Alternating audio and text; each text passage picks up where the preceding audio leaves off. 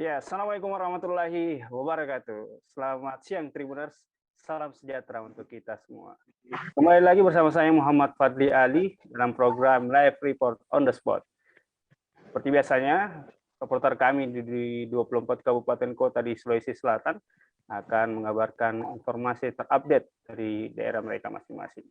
Untuk hari ini ada 3 daerah, maksud kami ada 3 reporter kami yang akan melaporkan informasi dari Kota Makassar dan Kota Palopo.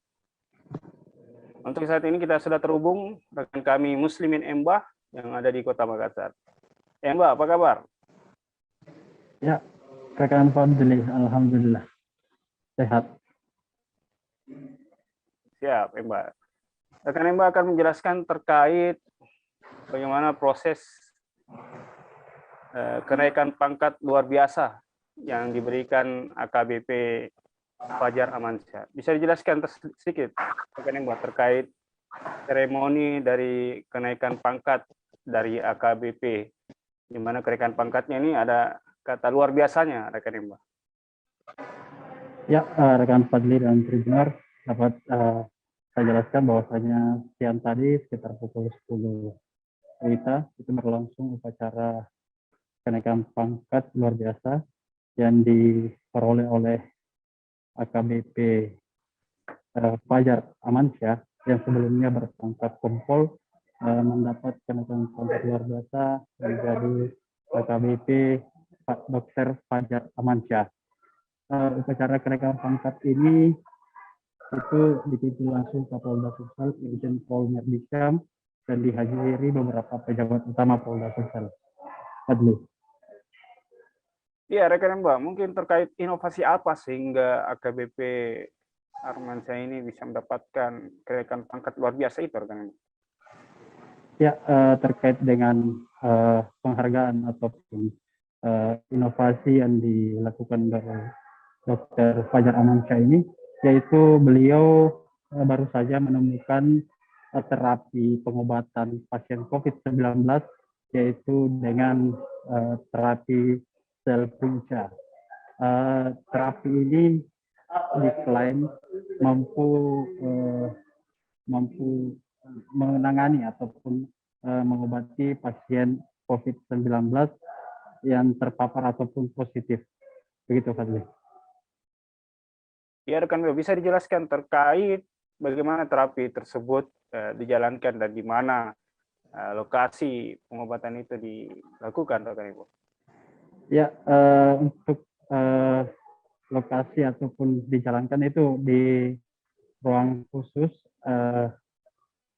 di klinik yang bersangkutan, yaitu Dokter Fajar, dan beberapa rumah sakit yang saat ini saya belum dapat data rinci terkait itu.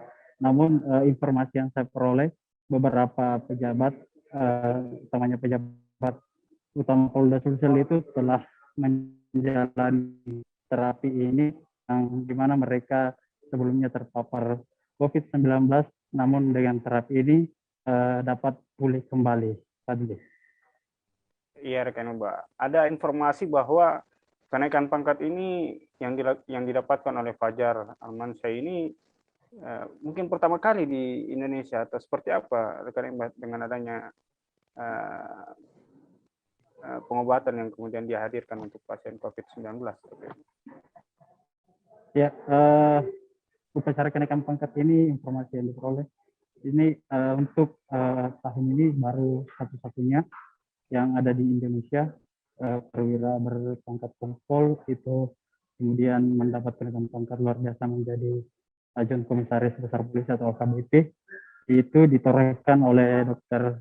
Fajar Amansyah atas inovasi ataupun keterlibatannya dalam tim investigasi pengobatan terapi sel punca. Gitu.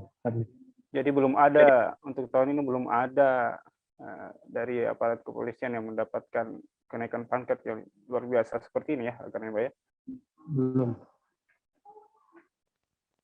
Apakah tadi di proses kenaikan pangkat ini digelar di mana, terus ada mungkin informasi dari Kapolda Sulsel terkait kenaikan pangkat luar biasa ini, rekan Mbak, yang diterima?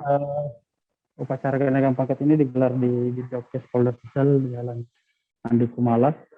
Itu dihadiri oleh Bapak Kapolda Sumsel sendiri. Kemudian terkait kenaikan pangkat luar biasa itu, dalam sambutannya beliau mengatakan bahwasanya merupakan hak prerogatif pimpinan atas penilaian kinerja yang dilakukan oleh personilnya, utamanya di jajaran Polda Sumsel. Iya, rekan Mbak, terima kasih atas informasinya. Selamat melanjutkan aktivitas kembali, tetap jaga kesehatan, rekan Mbak. Siap. Ya, Tribuners, itulah satu reporter kami yang menginformasikan terkait kegiatan atau peristiwa terupdate di Makassar, Sulawesi Selatan. Selanjutnya kita akan mendengar laporan dari reporter kami dari Kota Makassar lagi, namun kita rehat sejenak.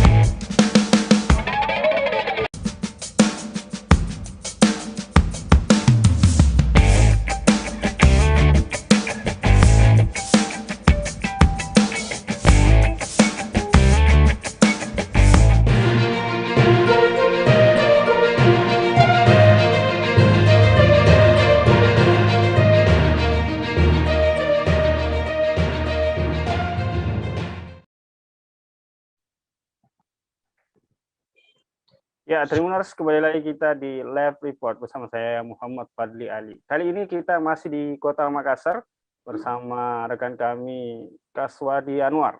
Apa kabar, Kaswadi? Halo, kabar baik, alhamdulillah Kak. Iya. Rekan kami Kaswadi akan memaparkan sedikit terkait bagaimana persiapan dari tim cabang olahraga atletik Sulawesi Selatan menuju PON 20 Papua. Ya, rekan Kaswadi bisa dijelaskan terkait persiapan dari cabur atletik Sulsel sendiri sebelum berangkat. Ya, terima kasih. Terkait cabang olahraga atletik yang akan bertanding ke Papua, khusus untuk cabur atletik akan berangkat di Papua pada 2 Oktober 2021. Kemudian untuk cabur ini saat ini tengah dilakukan pemantapan dari teknik seluruh atlet, di mana untuk cabur atletik ada 3 atlet yang diturunkan, yakni Sandi, Fitri, dan Syamsuddin Masa. 3 atlet ini akan turun di 7 nomor, yakni Sandi di nomor 100 meter lari, kemudian Fitri di 3000 meter, kemudian 3000 meter lari rintangan, kemudian 5000 meter. Kemudian ada Syamsuddin Masa yang turun di 4 nomor, yakni di nomor 3000 meter dengan rintangan, kemudian 1500 meter, kemudian 5000 meter, dan 10.000 meter. Mereka saat ini terus mematangkan dari segi teknik maupun taktik. Dari pelatih sendiri, Abdul Qadir mengatakan bahwa dari segi fisik, stamina, kemudian mental atlet sudah siap 100% untuk bertanding di Papua mendatang. Ya, rekan Kaswadi, mungkin terkait melihat persiapan yang cukup matang, terus tryout yang sedikit terkendala mungkin. apa yang kemudian menjadi target dari cabur atletik di PON 20 Papua nanti, rekan Kaswadi? Ya, dari 7 nomor yang diikuti oleh tim cabang olahraga atletik Sulawesi Selatan, mereka menargetkan untuk 1 medali emas dibawa pulang ke tanah Sulawesi. Yakni 1 medali ini ditargetkan diraih oleh Syamsuddin Massa, khususnya di nomor 3.000 meter halang rintang, di mana kita ketahui bahwa ternyata Syamsuddin Massa ini merupakan atlet yang pernah bertanding di Asian Games lalu. Dan namun meski telah bermain di Asian Games, dia belum sempat meraih juara. Namun di PON ini ia menargetkan juga untuk meraih medali emas. Sementara dua atlet lainnya yakni Sandi dan Fitri ini tidak menutup kemungkinan untuk meraih medali emas pula di PON Papua. Ya, rekan Kaswadi, mungkin terkait kendala yang dihadapi jelang berangkat ke Papua nanti.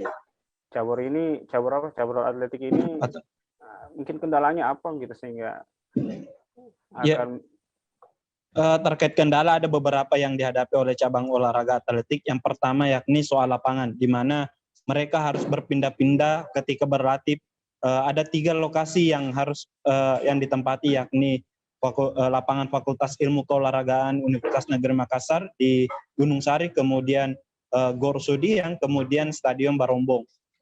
Di sisi lain dari segi fasilitas ataupun sarana latihan juga terbatas, yakni khususnya pada lari 3.000 meter halang rintang atau speechless, di mana kata pelatih dari Abdul Qadir, alat tersebut sudah ada beberapa yang mengalami kerusakan. Selain itu terdapat tryout yang tidak dilaksanakan. Umumnya tryout ini menjadi kendala utama dari seluruh cabur. Menurut pelatih atletik Abdul Qadir, tak adanya tryout dengan PON kali ini akan sulit untuk memperhitungkan lawan untuk bertanding nantinya. Selain itu, menurut dia tryout ini sangat penting ke depan.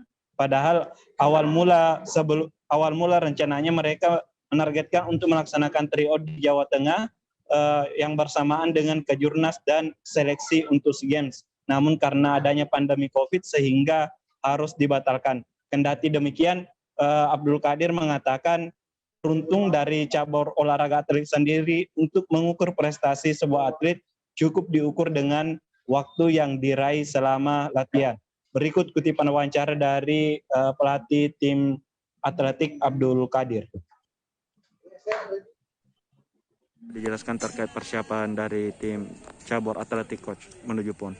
Ya, alhamdulillah persiapan dalam rangka menghadapi PON 20 Papua, tim atletik Sulsel insyaallah sudah siap berlomba, baik fisik, taktik, kemudian teknik dan mental sudah siap.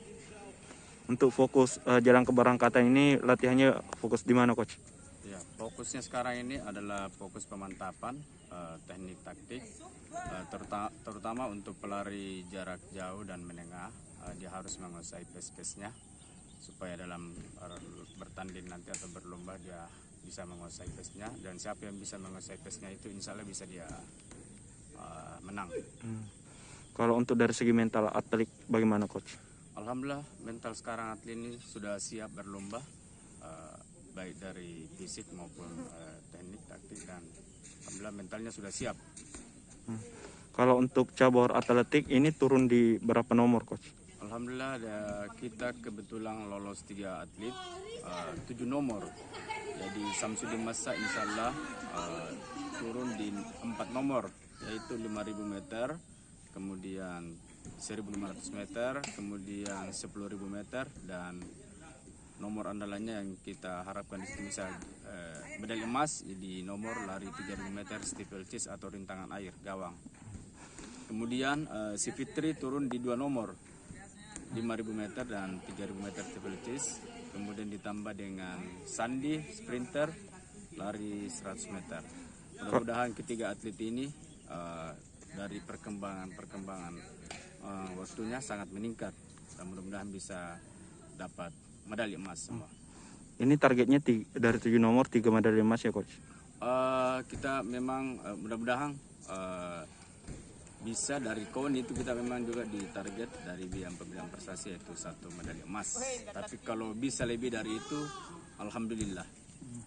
Kalau untuk kendala yang dihadapi selama latihan menjelang keberangkatan ini apa, Coach? Kendala yang kita hadapi ini, apalagi alhamdulillah karena sudah TC hampir 1 bulan. Kendala itu hanya lapangan. Kadang-kala kita latihan di Barombong, latihan di Sudiang, dan latihan di sini. Karena kendalanya itu latihan di Sudiang itu gawang steeplechase itu sudah, artinya tartannya itu sudah tidak normal lagi, gelembung-gelembung. Ya, hanya itu kendalanya kalau ini. Ya, itulah tadi kutipan wawancara dari tim pelatih cabang olahraga atletik Abdul Qadir terkait kesiapan para atlet cabur atletik, yakni mereka menurunkan 3 atlet terbaik dari Sulawesi Selatan untuk cabur atletik, di mana mereka akan bertarung atau meraih medali emas di 7 nomor. Untuk kendala yang dihadapi jelang keberangkatan di PON Papua yakni soal lapangan yang belum memadai serta peralatan ketika latihan termasuk dengan tidak adanya tryout. Ya, sekian saya kembalikan ke Pak Fadil di studio.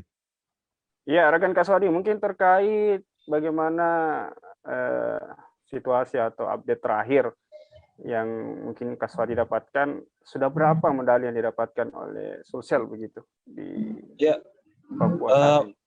Untuk update terbaru tadi malam ternyata telah bertanding cabang olahraga sepak takraw putri khususnya di kelas hub, dan tim cabang olahraga sepak takraw putri Sulsel meraih medali perak.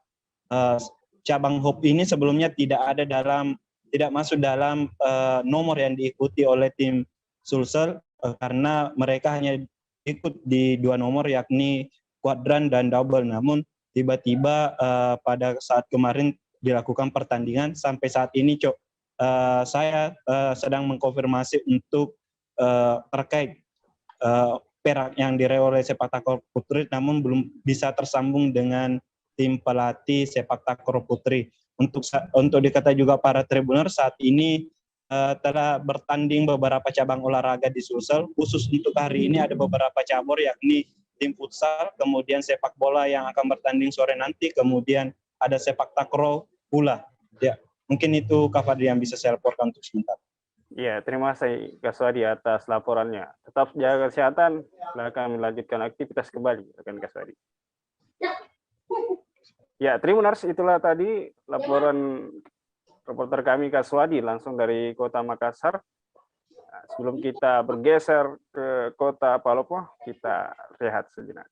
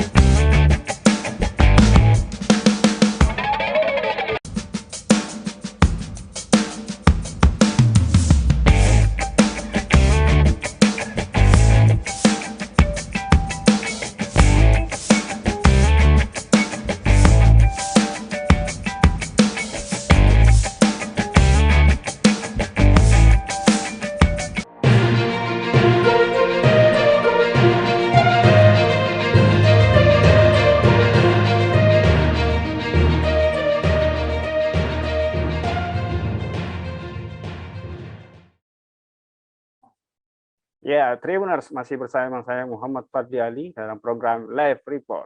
Sekarang kita pindah ke Kota Palopo bersama rekan kami Arwin. Arwin, apa kabar?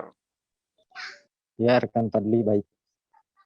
Ya, rekan Arwin akan menjelaskan terkait evakuasi puluhan mahasiswa di lokasi longsor di Lu. Ya, bisa jelaskan sedikit terkait kronologisnya, rekan Arwin? Ya, baik. Terima kasih rekan Fadli dan Tribuners. Ya benar terjadi terjadi longsor dan bencana banjir di Kecamatan Lereng, Kabupaten Luwu, di mana pada kejadian bencana tersebut ternyata ada sejumlah atau puluhan mahasiswa yang sempat terhalang oleh banjir, di mana kejadian longsor dan banjir itu terjadi pada Rabu 22 September 2021 malam lalu. Nah, satu malam sebelumnya, tepatnya pada Selasa 21 September, mahasiswa melakukan aktivitas bina akrab di Desa Siteba, Kecamatan Lereng Utara, Kabupaten Luwu, di mana desa ini merupakan salah satu desa yang terdampak bencana banjir dan longsor pada Rabu malam lalu.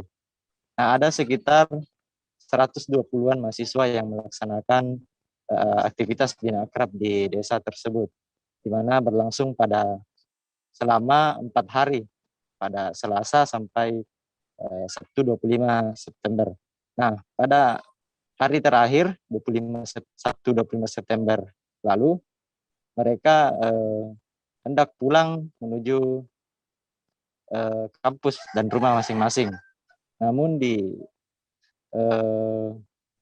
pertengahan jalan mereka terjebak atau terhalang oleh titik-titik longsor yang ada di desa tersebut, di mana desa tersebut akses dari jalan poros itu sekitar 7 km atau harus menempuh 1 jam.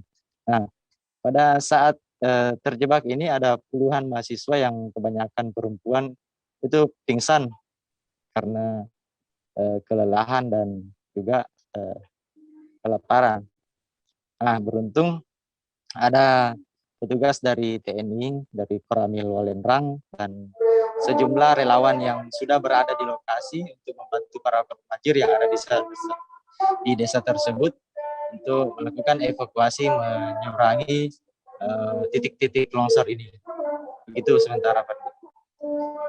Ya, rekan Awalin, ini puluhan mahasiswa bin akrab dari Institut Agama Islam Negeri Palopo ya? Ya benar, dari Fakultas Syariah, tepatnya jurusan Hukum Ekonomi Syariah, Institut Agama Islam Negeri atau YAIN Palopo. Ya, bagaimana kondisi para mahasiswa saat ini?